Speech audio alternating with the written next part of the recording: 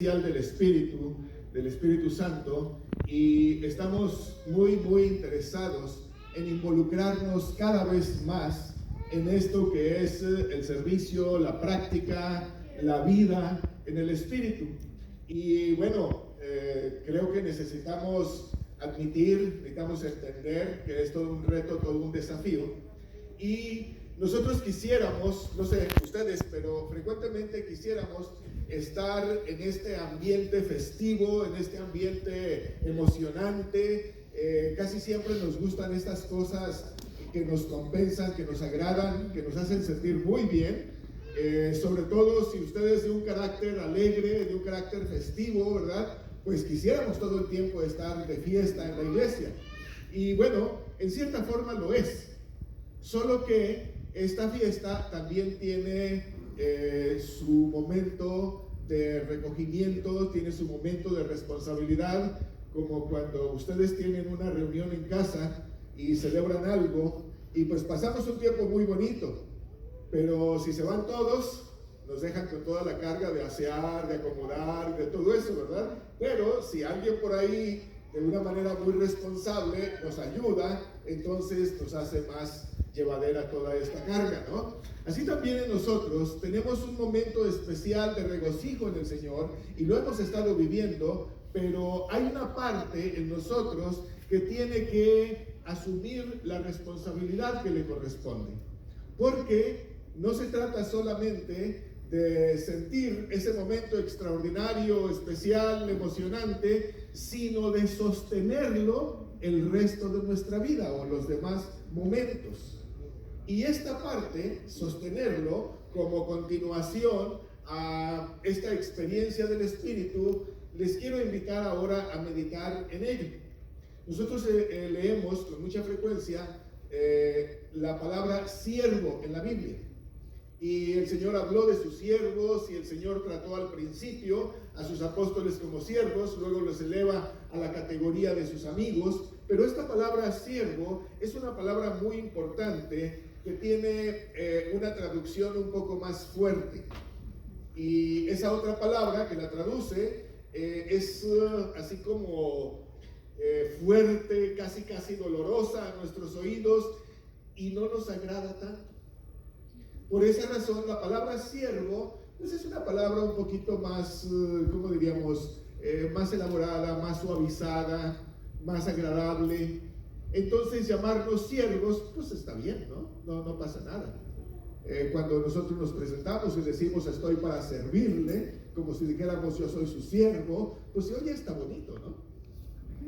Pero la otra palabra, que es en realidad la palabra con la que se traduce esta expresión y lo que esto quiere decir, no es una palabra tan agradable. Y es la que aplica a nosotros, no solamente siervos. Esta es la palabra esclavo. Y la palabra esclavo suena muy terrible, muy fuerte en nuestros oídos. Y bueno, todo el imaginario alrededor de esta palabra es un poquito fuerte, pero describe con precisión nuestra condición ante el Señor. Y yo no sé si usted lo sabía, pero cuando uno entrega su vida al Señor, uno pasa a ser esclavo del Señor. Nos alegra mucho, ¿verdad? Pero a todos, ¿verdad? Y lo que pasa es que necesitamos equilibrar con cuidado todas estas ideas que van a guiar el resto de nuestra vida. Si yo les preguntara a ustedes, ¿a quién le gusta ser esclavo? ¿Quién diría amén? ¿Dos? No suena tan bonito, ¿verdad? Aunque sea del Señor, pero no suena tan bonito. Si yo dijera, ¿quiénes son adoradores del Señor? No, ¿qué les parece? No, sí, claro, la sagrada, la parte bonita, pero la parte de entrega, la parte de responsabilidad, la parte del costo, no es tan sencillo. Bueno, pues esto les quiero invitar a meditar ahora, porque fíjense que nosotros tenemos un concepto muy bonito de la palabra libertad. Y suena a nosotros tan agradable, tan familiar a nuestros oídos, que creemos que estamos en una tierra de libertad. Les tengo malas noticias, ¿no es cierto? No. Hay una lucha muy fuerte entre lo que se opone al Señor y la voluntad del Señor. Cuando nosotros hemos estado hablando y meditando sobre el Espíritu y nos hemos alegrado y nos hemos regocijado, permitimos entonces que el Espíritu venga a nosotros y entonces nosotros nos introducimos más en el ambiente espiritual. Esta es la parte introductoria muy importante. Está muy bien. Es una parte necesaria. Nos alimenta, nos nutre. Pero ¿para qué nos nutre y para qué nos alimenta? Bueno, esto es lo que necesito yo transmitir a ustedes esta mañana. Y como en otras ocasiones se los digo, cuando estamos en esa conexión, cuando el Espíritu del Señor les habla a ustedes, estas palabras que yo digo son acomodadas de una manera muy precisa en su corazón y en su mente. Y por eso, para mí es muy importante que estemos en esa conexión espiritual, en ese lenguaje, en ese ambiente, de tal forma que esta meditación caiga en el lugar a donde debe caer. Esclavos del Espíritu, le llamo a nuestra meditación. Y la reflexión está tomada del pasaje de la carta de San Pablo a los Gálatas, en la versión Nueva Biblia Viva, en el capítulo 5 nos dice el verso 16 y 17, así que les aconsejo que vivan por el poder del Espíritu. De esa manera no obedecerán los deseos de la naturaleza pecaminosa, porque esta va en contra de lo que el Espíritu quiere. Y el Espíritu desea lo que va en contra de la naturaleza pecaminosa. Estos dos se oponen entre sí y por eso ustedes no pueden hacer lo que quieran. Fíjense, estos dos poderes o dos autoridades que se eligen en nuestra vida. Está nuestra naturaleza pecaminosa. Esa que es transmitida en el constante convivencia en el mundo, en la sociedad donde hemos sido formados, criados, que se ha introducido en nosotros. Ya hemos hablado mucho de esto, como ese sistema de ideas, de cosas, de pensamientos que nos atrapa de una manera automática sin que nos demos cuenta. Esa corriente de pensamiento en el mundo en la cual nos lleva, nos impulsa, nos motiva sin que nos demos cuenta. Pero está la otra parte. Cuando hemos tenido la experiencia del Espíritu, entonces con frecuencia esta experiencia nos confronta contra las acciones de esa naturaleza pecaminosa. Entonces están aquí dos autoridades, dos potestades. Nosotros quisiéramos pasar por el medio, ¿no? Y decir, bueno, ni uno ni otro. Yo voy a elegir. Y dice el Espíritu, no, es que por eso no pueden hacer lo que ustedes quieran. O están bajo una autoridad o están bajo otra. O si me permiten de una forma un poco más precisa, o son esclavos de uno o son esclavos de otro. Y en algunos aspectos, en algunos pasajes, esta esclavitud es muy evidente, muy observable, muy obvia, ¿no? Personas, por ejemplo, que tienen ataduras en su vida, a lo mejor la que nos imaginamos más rápidamente son las adicciones, ¿no? Hay una esclavitud ahí, hay algo inescapable. Esa persona adicta sabe que entonces esto le acecha y lo tiene tan atado que difícilmente se puede desatar. Bueno, algo parecido ocurre con la corriente de este mundo, con esa cantidad de ideas, de pensamientos que ni nos damos cuenta en qué momento nos está llevando, nos está arrastrando, está influyendo en nosotros y no parece que nosotros seamos conscientes de todo eso. Pero esto se opone al Espíritu, al propósito que el Espíritu tiene en su vida, a la razón por la cual el Señor viene y lo visita a usted, y entonces usted tiene un momento tan agradable, tan jubiloso, que se regocija, se alegra, y usted se fija la libertad que tiene aquí de expresión, como hace un momento que cantábamos y que levantábamos nuestras manos y todo eso. Esa libertad no la sentimos afuera. Esa libertad es extraña a un lugar distinto de donde nos reunimos con quienes hablamos el mismo lenguaje, sentimos lo mismo y exaltamos al mismo Señor. Es decir, con quien compartimos esa esclavitud. Pero fuera no es tan sencillo todo esto. Y entonces constantemente va a haber en nosotros una especie de conflicto, una especie de lucha que necesariamente tenemos que afrontar. Ese espíritu que nos cautiva, ese espíritu que nos vitaliza, que nos fortalece, ese espíritu está en contra de todo aquello que va con esa naturaleza pecaminosa. Y bueno, ya hemos puesto muchos ejemplos de esto del egocentrismo, de esto de lo que pues son nuestras inclinaciones personales. Hemos puesto muchos ejemplos sobre esto, hemos predicado bastante sobre esto. Pero ¿qué es lo que el Espíritu quiere? ¿Qué es lo que el Espíritu prefiere? Entonces para esto se requiere desarrollar esa habilidad de estar en constante comunicación con el Señor. Esa habilidad de reconocer cuál es la voz que nos guía y que vamos a obedecer. Este asunto de los siervos y de los esclavos es algo tan desconocido por nosotros que a mí no me sorprendería que no entendamos exactamente de qué se trata. En el tiempo antiguo, un esclavo era una persona cuyo propósito en la vida, el único propósito en la vida que podía tener, era agradar a su Señor. Obedecer y agradar a su Señor. Eso era para lo que vivía. Esto era más importante que su vida con su cónyuge, que su vida con su familia, que su vida personal con sus amigos. Era más importante que cualquier otra cosa. Entonces, repasar esta vida del esclavo nos hace entender entonces cómo es que pasamos de una esclavitud a otra esclavitud. No existe tal cosa como hacer lo que yo quiero, como hacer lo que a mí me da la gana, porque estoy aquí porque yo quiero. No existe tal cosa como eso.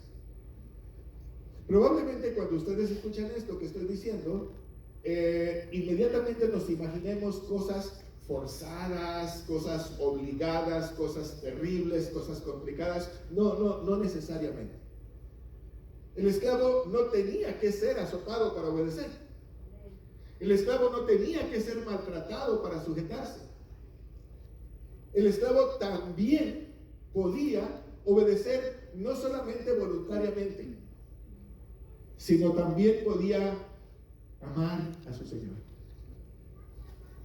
También podía hacer las cosas por amor a su Señor, por honrarlo, por ese respeto, esa reverencia que él sentía por su Señor, por su dueño. Y esto pues suena extraño a nosotros porque uno puede pensar, ¿quién puede amar o quién puede reverenciar, quién puede respetar a aquel que lo tomó por esclavo, aquel que lo cautivó, aquel que lo compró? Pues sí existía esto. Había esclavos que se sujetaban tanto a su Señor que renunciaban a una cantidad de cosas en su vida. Y por respeto, por reverencia, por amor a su Señor. Es decir, aprender a amar a su Señor era algo tan importante, tan necesario. Y entonces, al esclavo, cuyo Señor se sentía amado por él, no lo tenía lejos haciendo cosas insignificantes, sino lo acercaba y lo colocaba en una posición más importante para él, más cercano a él, porque sabía que este esclavo lo amaba tanto, lo respetaba tanto, que podía confiar en él. Había esclavos que sí, estaban en posiciones alejadas por alguna razón.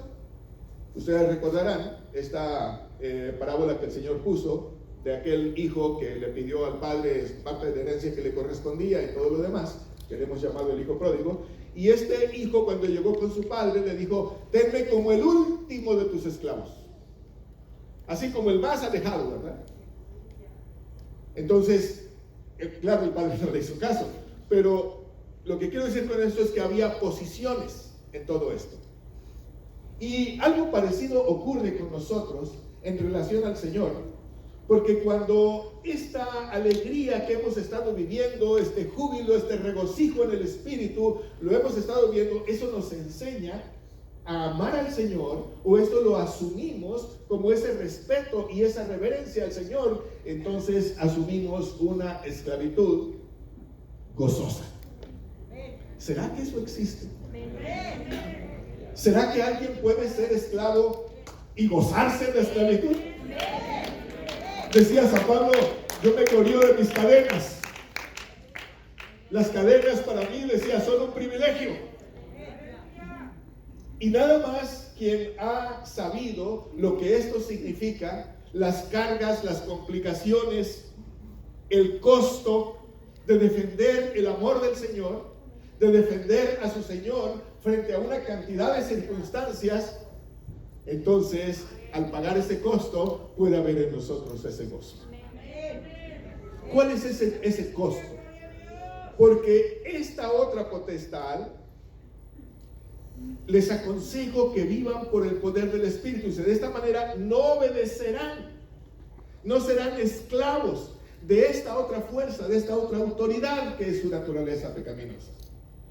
La versión Reina Valera le llama la carne, le llama ese deseo instintivo, ese impulso instintivo que hay adentro de nosotros y que nos empuja a hacer las cosas dentro de nuestro yo, dentro de nuestro ego, dentro de nuestra naturaleza humana. Y entonces dice que estas dos potestades están constantemente luchando entre sí.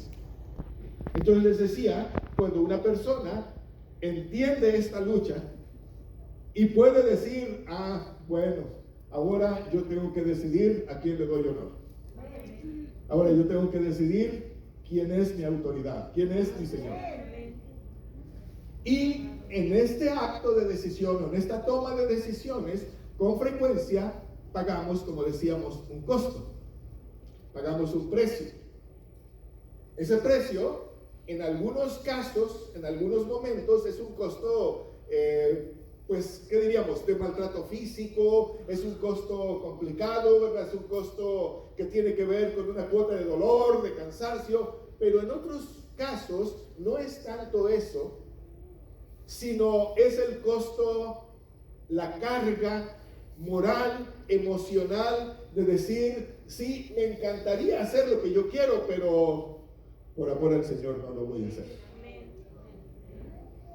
Identificar en nosotros ese ataque, identificar en nosotros ese empuje de nuestra naturaleza pecaminosa, conocernos a nosotros mismos de tal manera de decir, todo esto que yo aprendí pesa mucho dejarlo a un lado y guiarme por otro principio, guiarme por otra autoridad, tomar la decisión en otra dirección, a veces tiene que hacerse con un esfuerzo. Aleluya. Tenemos que hacer ese esfuerzo de decir, decido honrar al Señor. Y cuando estamos tomando esta decisión, entonces vamos madurando, vamos entendiendo, vamos aceptando que no podemos hacer lo que nosotros queremos. No podemos escapar a estas dos fuerzas. No podemos escapar a estas dos esclavitudes. O somos esclavos de uno o somos esclavos de otro. Es importante conocer a las dos. Es importante saber de qué manera se filtran en nosotros ideas, impulsos, pensamientos, deseos que nos van conduciendo en algún momento, como les decía, de una manera inconsciente, sin que nosotros querramos, involuntariamente. Cuando menos acordamos, ya estamos furiosos. Cuando menos acordamos, ya estamos distraídos. Cuando menos acordamos, ya recibimos algún tipo de impulso, de idea en nuestra mente o en nuestro corazón. Eso es una parte natural, no la podemos evitar. Esa potestad se va a hacer presente y nos va a estar atacando constantemente. Ese es su trabajo, esa es su tarea. Ahora, les dice el apóstol, les aconsejo que no vivan. En otras palabras, les sugiero que sepan muy bien bajo qué autoridad van a estar. ¿Cuál es el poder que ustedes van a aceptar? En otras palabras, ¿de quién van a ser esclavos? Les aconsejo que escojan con cuidado de quién van a ser esclavos.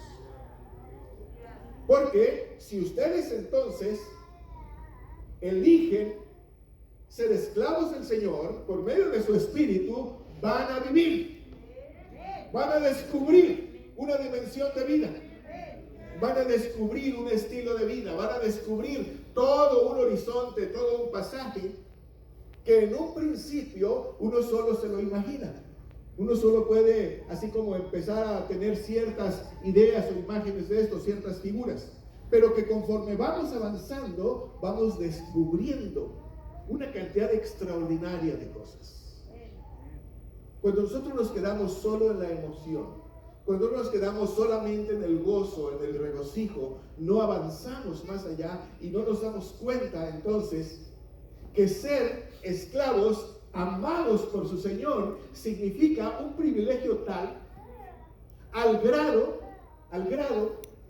que entonces nuestro Señor nos releva de esa esclavitud y nos permite no solamente acercarnos a Él, sino disfrutar de lo que Él es, nos imparte de lo que Él es. Pero claro, esto muchos de nosotros todavía no lo hemos experimentado. Nos hemos quedado apenas en esa especie de introducción, en esa especie de umbral, donde alcanzamos a ver lo que hay allá lejos, pero todavía no nos introducimos ahí. Y entonces, este júbilo, este regocijo del Espíritu, esta experiencia que vivimos, es la que nos da la entrada, el ingreso a todo este panorama que les estoy describiendo. Porque si no vivimos entonces bajo el Espíritu, pareciera ser que nosotros tenemos que, sentirnos forzados o vivir forzados para hacer las cosas. Miren, ¿cuántos de nosotros no hacemos ciertas responsabilidades si no nos vemos obligados? Si no hay algo que nos obliga, pasamos por alto tranquilamente. Y a veces, sabiendo esto, entonces elegimos esa parte obligatoria. Y a veces pagamos una cuota un poquito alta, ¿verdad? Pero por alguna razón, muchos de nosotros vamos así como relegando este momento como que no quisiéramos realmente afrontarlo, y entonces preferimos vivir con temor o huyendo o cosas así que afrontar la responsabilidad y decir, bueno, ¿de qué se trata, verdad? Y el apóstol nos va diciendo, no se queden ustedes con la parte del temor, con la parte de la incertidumbre. No, introduzcanse a esta experiencia. Si vamos a ser esclavos, lo vamos a hacer en serio. Si vamos a ser realmente alguien que quiere amar al Señor, le vamos a decir, ok, Señor, aquí está, haz tu voluntad entonces. Porque de otra forma, nomás me estoy asomando a que, ¿y será esto? ¿Y será aquello? ¿Y será de esta manera? A veces pareciera ser que no nos atrevemos a arrojarnos definitivamente a la voluntad del Señor. A veces pareciera ser que vamos dando el pasito, ¿verdad? Y luego decimos, híjole, pero dejar todo esto. Pero ¿será que tengo que dejar de hacer esto? Y así como que vamos batallando, ¿verdad? Pasito a pasito, muy lento. Y entonces esto se va prolongando. A veces se va haciendo como una especie de agonía, ¿no? Entonces, arrojarnos a esto, es decir, bueno, si ya soy tu esclavo, haz tu voluntad entonces. ¿Qué va a pasar? Pues que pase lo que tenga que pasar. Que pase lo que tenga que ser. Finalmente, si es tu voluntad, eso va a estar bien para mí.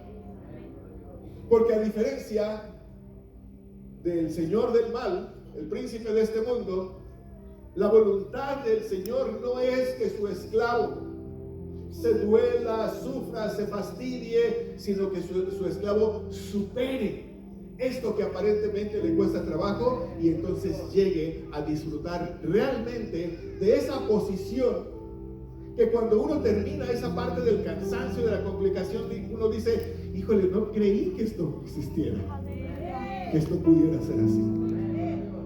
Algunas veces el temor a perder ciertas cosas, el temor a renunciar a ciertas compensaciones nos hace resistirnos a entregarnos plenamente a la esclavitud del Señor. Pero cuando superamos ese temor, entonces nos damos cuenta que Él tiene mejores compensaciones que lo que habíamos imaginado. Que Él tiene para nosotros algo tan extraordinario, tan importante, que nos convierte en personas a otro nivel, con otro entendimiento, con otra capacidad. Solamente el Espíritu puede ilustrarnos, puede llevarnos, puede enseñarnos esto. Yo podría pasar aquí mucho tiempo tratando de explicarnos, pero solo el Espíritu les puede decir: esto es lo que el Señor tiene para ti. Eso es lo que te tiene reservado el Señor a ti. De tal manera que todo esto que vives es solamente una introducción. Realmente el Señor tiene grandes cosas para ti, extraordinarias, que tal vez ni siquiera te has imaginado. Una manera de vivir que ha superado todas las ofertas, todos los ofrecimientos de este mundo y de esta sociedad. Es algo que a veces escapa a nuestra imaginación. El ser esa persona, ese instrumento tan cercano a su Señor, que el Señor le ha autorizado para actuar, para proceder, y que eso que hace se cumpla. ¿Cuántos de ustedes han pensado: cómo me gustaría que cuando yo orara por alguien, el Señor realmente derramara ahí de su gracia y entonces hubiera esa respuesta? ¿Cuántos han pensado así? No me gustaría ser esa persona de influencia, que cuando yo llegara ahí, entonces fuera un instrumento del Señor. Esto es lo que está reservado a ese esclavo que se acerca al Señor y que hace la voluntad del Señor. ¿No será tiempo de decirle al Señor: muy bien, tú mandas, yo obedezco?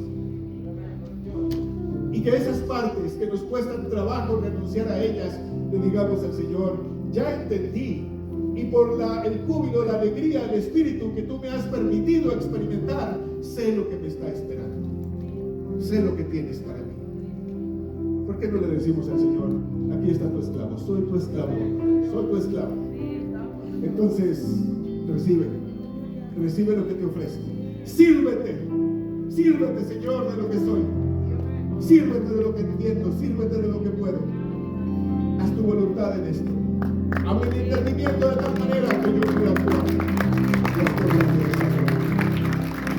Puedo decirle al Señor, puedo pedirle al Señor: aquí estoy, aquí está tu esclavo. Haz tu voluntad con este esclavo. Lleva adelante tu propósito con este esclavo, con esta esclava que soy.